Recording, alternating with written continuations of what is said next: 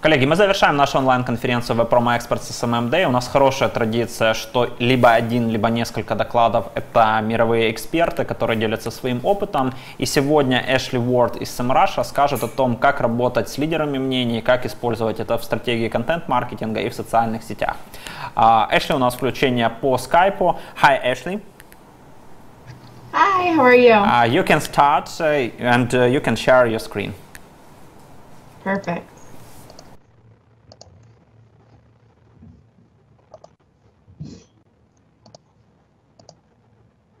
Okay, so can you see my screen okay? Perfect. Okay, so I'm going to be talking about content creation with your influencers. So basically what you should and shouldn't be doing when you're looking at creating content with influencers for influencer marketing. So Wikipedia, if we look at what the basic definition of what an influencer marketer is or what influencer marketing does, they define it as a form of marketing that focuses on influential people rather than the target market as a whole. So basically it identifies the individuals that have influence over potential buyers, and it creates marketing activities around these influencers that we work with. But Forbes says an influencer must have three things if we're going to define them as an influencer. The first thing is reach. They need to be able to deliver a message to a large number of people.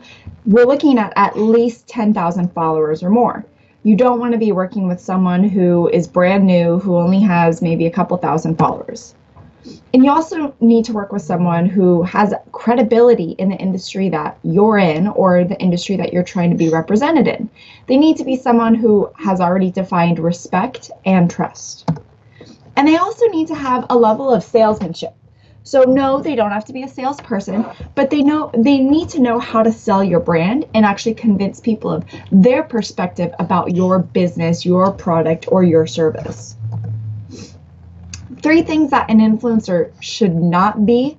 This is exactly the type of person you want to avoid working with when you're looking at influencers, is someone who isn't known. So this is going back to they're brand new, they only have maybe 1,000 followers, maybe 2,000 followers, not very much. So they're new to the industry.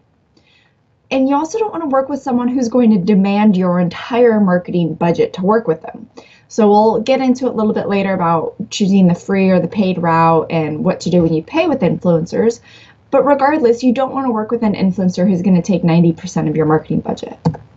And finally, and probably the most important, you don't want to work with an influencer who has a very negative reputation. So this is someone who's extremely controversial, who maybe represents something politically that your brand doesn't align with, or who posts things or has language that wouldn't necessarily be respectful of your brand. But regardless, influencer marketing generates 11 times the ROI of traditional marketing. That's huge. That's a huge opportunity that we can take advantage of. And influencer marketing is popular. It's growing more and more popular by the month. And that's because influencer marketing produces a lot. 92% of people trust recommendations from individuals, which makes sense why influencer marketing is so successful. It also bypasses ad blockers. So 47% of online customers use ad blocking technology. That means they don't want pop-ups to happen or they're trying to hide ads. Well, influencer marketing isn't direct advertising, so you're able to still get your message across. And it's also more effective than display in other channels. So 37% higher retention rate than other acquisition channels. That's huge. And it also effectively targets your audiences. So 51% of marketers report that they acquire better customers through influencer marketing. This is more about a higher quality lead than quantity. And 84% of B2B buyers start the purchasing process with a referral. So that referral can be coming from an influencer. And then finally, it boosts your SEO. So user-generated social posts account for 25% of search results for the world's top 20 brands. So who can actually benefit from working with influencers? It's clear that there's a lot of benefits from it, but anybody can actually work with influencers, whether you're an agency, you're representing a brand, you own your own business, or you're trying to grow your own individual brand. You can use influencers to help with all of these aspects. So let's look at the content creation that you can actually provide to influencers. Let's see. Is this going to play? Oh, no, didn't play. Oh, there we go. So this is a video by TomTom about influencer content. They ran a campaign called Get Going.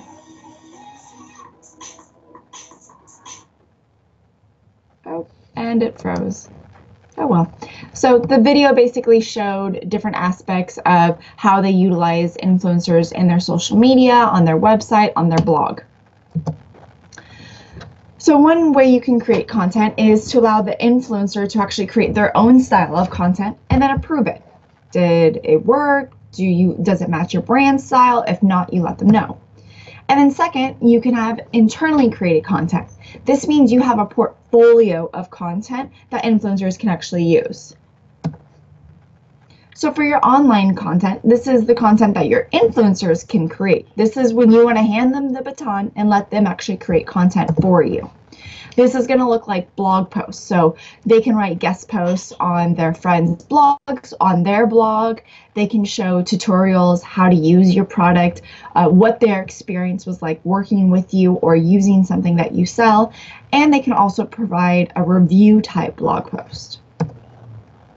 Then there's the social media posts. This is what we see a lot of, and this is a screenshot from the video of Snapchat and Instagram stories. They had a bunch of influencers who were showing their watches on Snapchat and Instagram and inside their stories. So you really want to think outside of the box when it comes to how you can work with social media. If there's an influencer who specializes specifically in Instagram, then allow them to utilize that platform because that's where they're known the most. If they're more known on Snapchat or on Facebook, let them utilize that. And then there's sponsored videos. So these are the product reviews, the feedback, the tutorials, and online content. So here's where you can work with influencers to run a giveaway. This is promoting your products or a trial of your service. You let the influencer host the giveaway, they @mention you, they tag you, but ultimately they do the giveaway. Excuse me. Excuse me. And then you provide your product or service, and it's something that you're giving away for free and something that you can afford. It's even better if you can work with a few fellow brands that have similar products or services, so then it's a bigger giveaway. When influencers are creating their own content, these are 3 things that you need to keep in mind. The first is the content needs to be hosted on the influencer's site and shared on their social channels. Let them do what they do best. So let them create the content and publish it on their own website and social channels.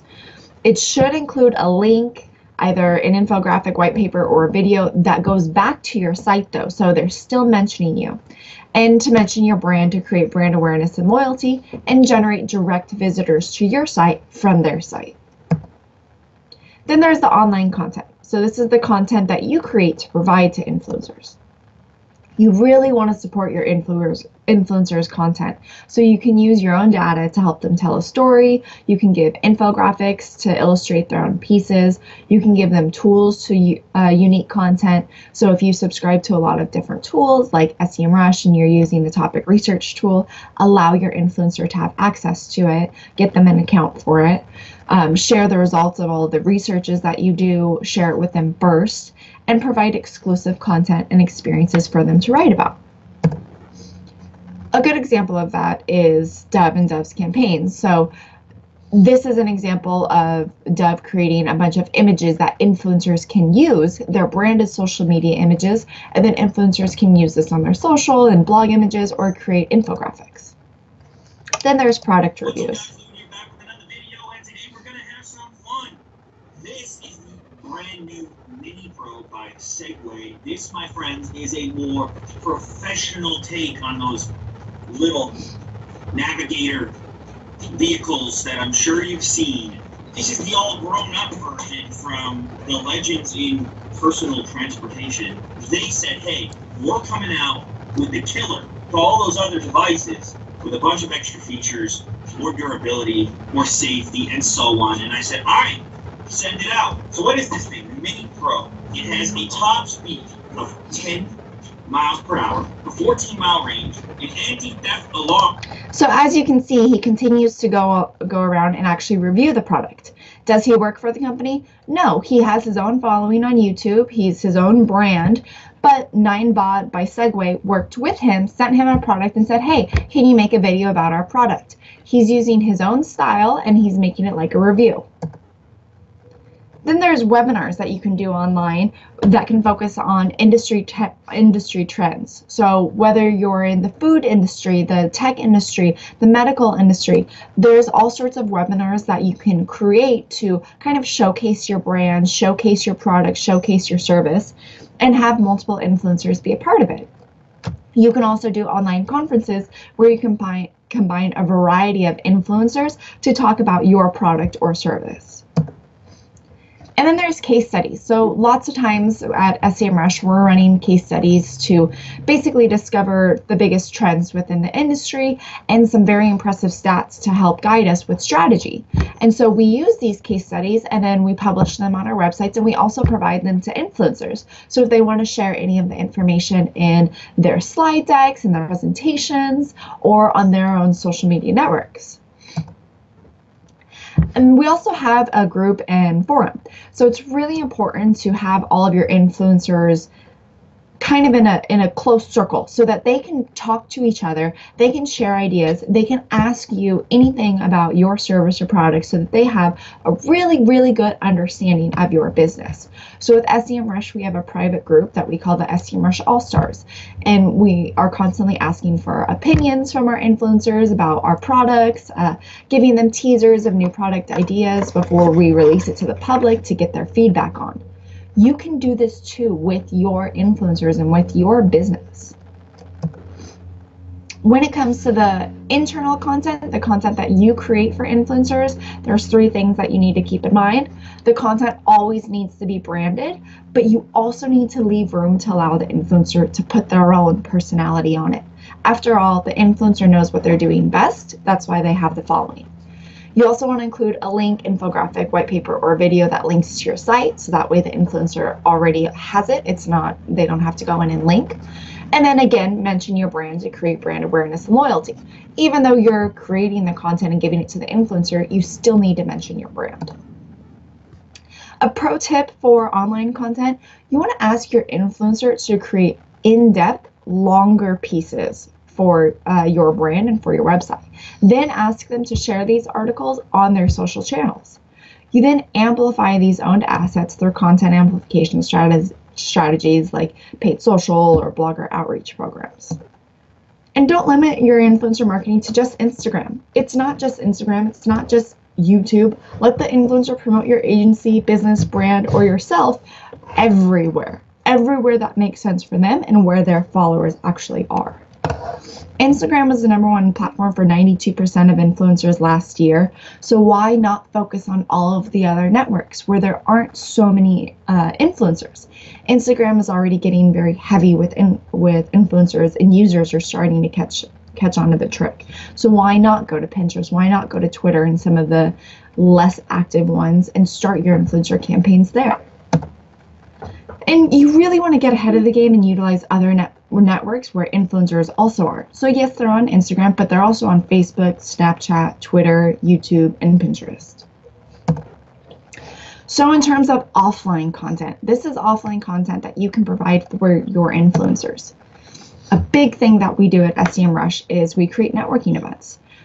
The cities that we go to, the countries that we're in, we always try and bring in the local digital marketing community, whether that's existing customers, potential clients, or just influencer industry experts that live in that area. And we'll throw a dinner and invite them. We'll do a big networking event and invite them. And we're inviting the local region to get to know them better and also introduce our brand. It's the same thing that you can be doing with your business, your individual self, or your brand. This is an example of Urban Decay. So every time they release, Urban Decay is a cosmetics line. Every time they release a big new product, say a new lipstick line or something like that, they will do a pop-up store and they will invite all the big influencers within a city. So this is an example of an event in New York City and they invited influencers from across the world for the launch of their new lipstick collection in New York City. This is a great way to get people excited about your product and have influencers promote it, because all the influencers that attend this event are going to be sharing their experience on social media. You also want to do industry workshops, so work with another brand, have a panel of more than one speaker, and focus on a specific topic. These are in-person events, so it's kind of similar to the idea of a webinar or an online conference, but you're doing this in person and it's much shorter, say maybe 2 hours, 3 hours. And when you're at conferences, when you're at these industry events, try and develop as much content as you possibly can. I started a series, SEMrush Asks, where every conference I go to, I interview some of the speakers and I just ask them questions about what they specialize in, any kind of tips they can give within the industry. And this is extra content, and it becomes offline and online content. When it comes to offline content, you can have an upcoming conference monitor that tracks any conference or events that your target influencers attend. Reach out to those influencers before the event and try to schedule a short coffee meeting while you're both in the area. So tips when you're creating your content: you always want to try and use emotional triggers and encourage your influencers to use emotional content as well. Kissmetrics analysis of 1,400 successful ad campaign case studies found that campaigns with purely emotional content performed about twice as well as those with only rational content. That's huge. And in an age of so much data, it makes more sense why we want to utilize emotions, especially positive emotions. And never run out of content ideas. At SEMrush, we have a suite of content marketing tools, one of them being the topic research tool. This is an amazing tool, and it basically allows you to type in a keyword or a domain, and it populates a ton of content ideas. So if the influencer comes to you and says, hey, I don't know what to write about, or you're getting stuck with what you should be providing to the influencers, head on over to this tool, type in a couple of keywords, put the location that you want, and then it's going to give you all sorts of different ideas. And this is an example of some key recommendations, some backlinks, and the readability. You also want to create different content for different influencers. Not all influencers are the same, so allow them to utilize the content that they prefer and also give them a variety of content to choose from. And encourage influencers to respond. So often you'll find that your brand or yourself is being talked about on social media or on forums. Let your influencers respond for you. Let them be your brand advocates and encourage them to do so. And be authentic and genuine. You want to create a piece of content that's actually useful and entertaining. So it's the best of both worlds. A pro tip: you want to ask your influencers for feedback on new content before actually publishing it. Influencers are most likely to give you the honest feedback before you go and publish a new piece of content. So say you have a new case study or a new infographic that you just created and you're not sure how great it's going to do with your audience. Send it over to your influencers first and let them analyze it and let them give you feedback. Also, if you just created a new piece of online content, go ahead and give it to your influencers to share first. Then test that content and the audience. And remember that the influencer ultimately knows their audience way better than you do. They worked really hard to grow the audience that they have, and they have a crafted skill on how to keep them. So be receptive to the feedback that influencers give you regarding what kind of content they should and shouldn't share. And ask your influencers to share your content and talk about you on forums, groups like G2 Crowd, TechCrunch, Quora, Angie's List, and Alignable. When it comes to influencers' content, you do need to analyze it, though, to make sure it aligns with your brand. So, does their content tell a story? This gentleman did a great job of actually telling a story and not just making this feel like a product review. He was exciting, he still had his tone on it. And what's their engagement to audience ratio? You want to divide the engagement per post by the total potential audience to see what should the number of likes be. How much engagement should a post receive? The less followers, the higher engagement they're going to receive on Instagram and Twitter. That's just because that's the way the algorithm works, especially for Instagram. As you can see, someone with 5,000 followers is going to get 5.7% or 1.45% engagement rate. But someone with over 100,000 followers, who you would think is you really want to work with because they have so many followers, they're going to get a lot less engagement because that's a lot more people that needs to be shown the post. And Instagram's not going to show all those 100,000 people, but they are more likely to show the 5,000 to the 10,000. So just because an influencer has a bunch of followers doesn't mean that their engagement is always going to be high. So keep that in mind when you're looking at influencers to work with. In terms of paying an influencer, should you not do it? Should you only or should you have them work for free for you? Getting influencers to want to work with you is incredibly difficult because everyone's trying to do it now. And so it's like, why would they actually want to share my product? Why would anyone understand how amazing I am or how amazing my service is? Do I really have to pay for them? Are other people paying for them? Are they only going to want to work with me if I pay? How do I know the answers to these? Well, there's so many benefits to influencer marketing. So regardless, we need to figure this out. So let's look at the free influencer route. These are the steps to take if you work with free influencers. You establish your standards. These are your guidelines, your branding guidelines. You explain the benefit to the influencer. Hey, if you work with me, I'm going to give you access to my products, or I'm going to give you my service for free. You then decide on how many posts that's worth for you. So I'm going to give you 1 year of my service for free as long as you promote 2 posts a week for the next 2 months for me. And then you want to track, monitor, and amplify their posts and measure if it worked. When it comes to working with free influencers, you really need to take the time to define your free terms. This is that first step, that established standards. So these are things like, how many products are you going to send them for free? Which products are you even going to send? How big of a following do they need to have? How many posts should they share with you? Is twice a week enough? Is once a month enough? And what kind of content do they need to create? Are you looking for more links? Do you want them to be doing more website content, or do you want them to be doing more social content? With SEMrush, we have a lot of influencers that include SEMrush in their decks and presentations at universities, at conferences.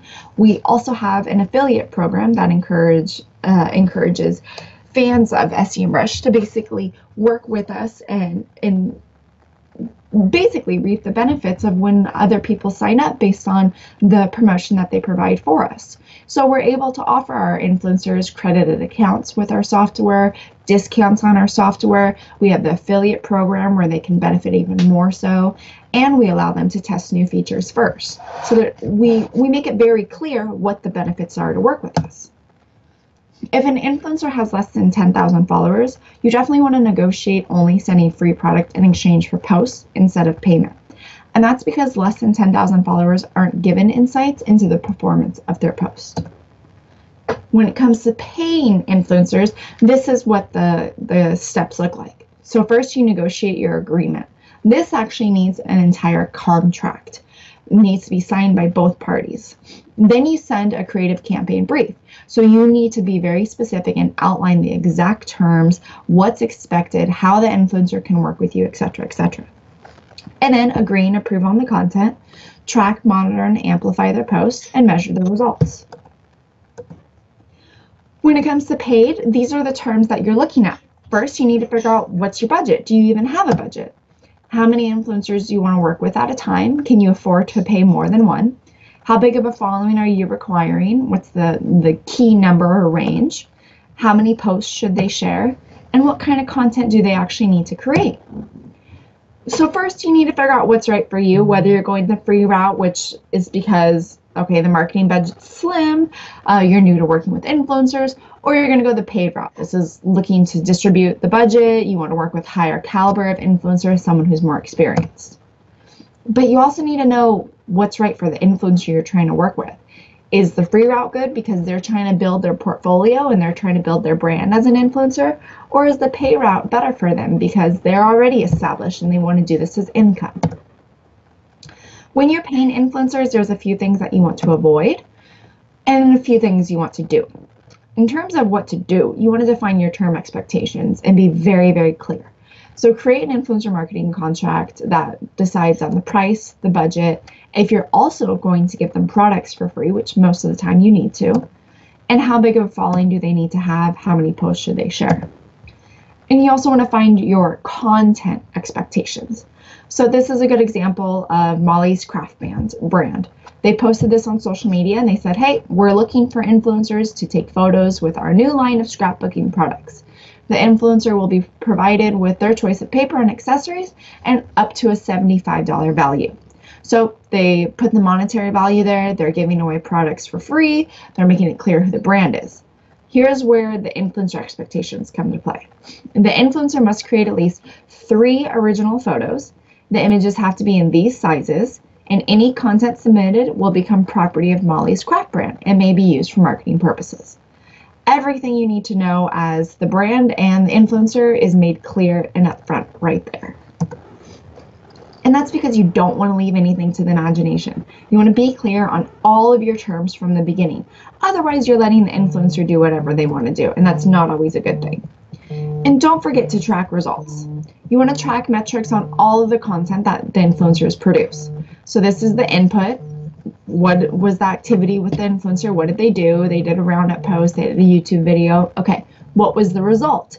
Well, you got all these shares, backlinks, sessions, views, shares, sessions. Awesome. And what was the ultimate outcome? So this is the ROI. This is the money aspect of it. Well, you generated this many new leads. That's huge. A pro tip for this is focus on long-term partnerships with influencers, not one and done. It can take a while to really find a good influencer, someone that you want to keep working with. So take the time to define that long-term relationship with influencers versus a bunch of short-term. And payments can be made in product or service, not always money.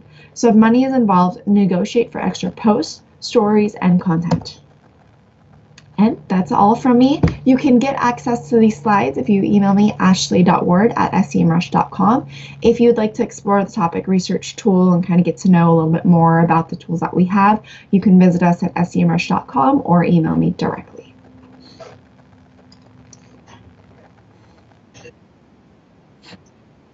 Very interesting case studies. Thank you for your time. Have a nice day.